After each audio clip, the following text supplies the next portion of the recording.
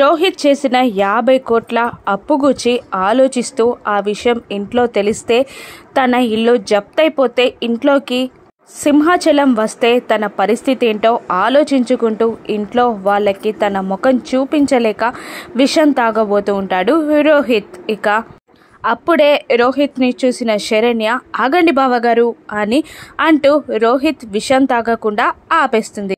ఏమైంది బావగారు, ఏం చేస్తున్నారు అని అడుగుతూ ఉండగా తను చేసిన అప్పు, సింహాచలం వార్నింగ్ అన్నీ గుర్తు తెచ్చుకుంటూ ఉంటాడు రోహిత్.